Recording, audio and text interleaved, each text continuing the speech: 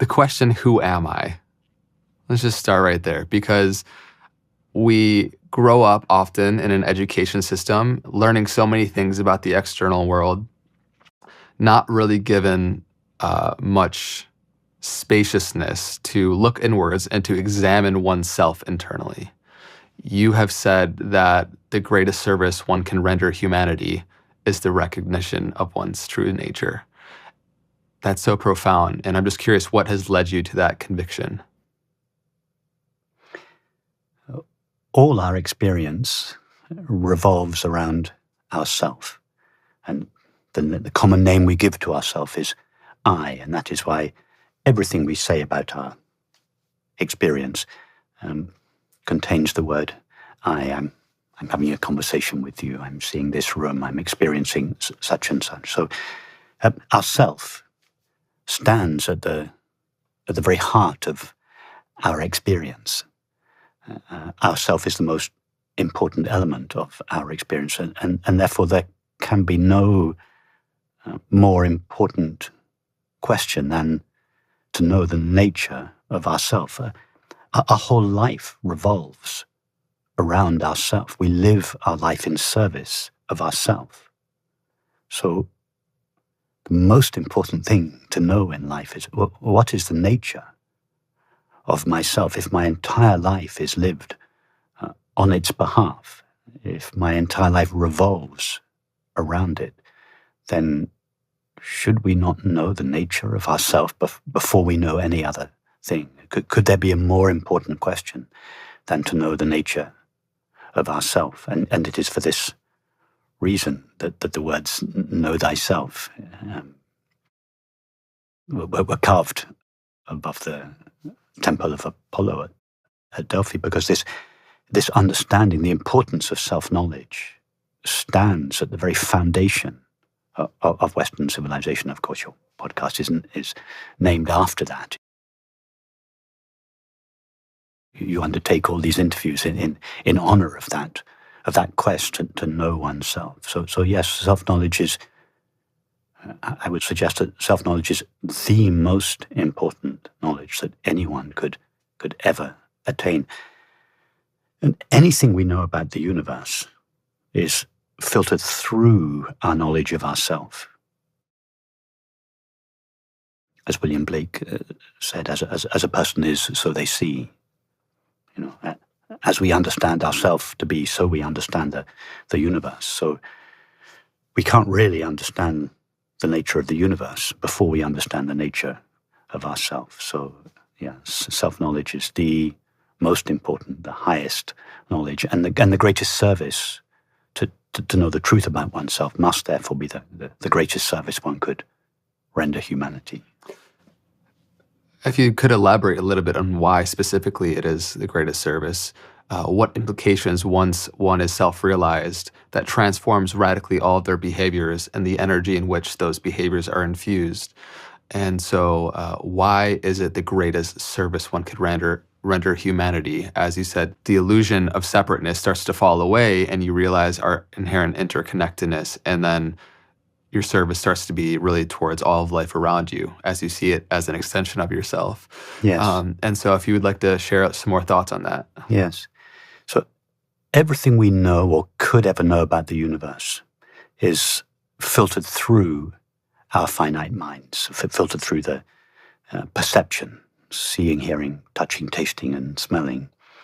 And then thought then adds its own layer of conceptual knowledge to the knowledge that our sense perceptions give us. So everything we know about the universe appears through our finite mind and appears in accordance with it.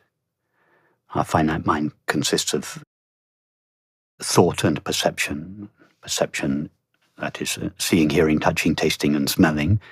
And it's no coincidence that the universe appears to us in the form of sights, sounds, tastes, textures, and smells. There's a direct correlation between our perceiving faculties and the way we perceive reality, the universe. So it's not possible to know the nature of the universe if we approach it through the finite mind. All we will ever know when we look at the universe through the finite mind is a reflection of the limitations of our finite mind. If you look at white snow through orange-tinted glasses, the snow is always going to appear in accordance with the limitation of the medium through which you see it. The white snow will always appear orange. You cannot see the nature of the snow if you looking at it through orange-tinted glasses. It's not possible to know the nature of reality when we view it through the lens of the finite mind. And obviously, knowing the nature of reality is important. It's the quest of science, philosophy, the spiritual traditions. So we have to ask: is there any experience we have that is not mediated through the finite mind?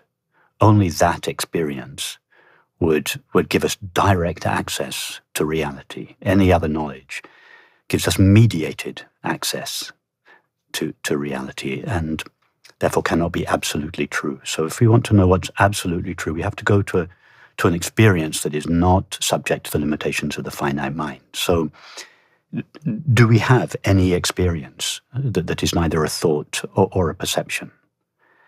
And in order to, we can't go outwards into the universe to find the answer to that question, because everything we know appears in accordance with the limitations of the finite mind. So if you go inwards, what happens? If we travel, as it were, backwards through the layers of experience, thoughts, feelings, sensations, perceptions, all of these are limited. So they can only give us a limited or relative view of reality. But if we go all the way back behind, as it were, the content of thought and perception, we arrive at one experience, namely the awareness of being, or aware being, awareness itself. And this experience we have, the experience of being aware, or aware being, is the only experience there is that is not mediated through the finite mind. And therefore it is the only access we have to reality. And that is why the words "know thyself" were carved above the temple of Apollo. The early Greek philosophers realized, if you want to know the nature of reality, you have to know the nature of yourself. It's the only way to know the nature of reality. And this truth is expressed in many different ways in the Sufi tradition, as you know, Balayani. Whosoever knows their self knows their Lord. That's religious language for whoever knows their self as they truly are, knows the ultimate reality of the universe.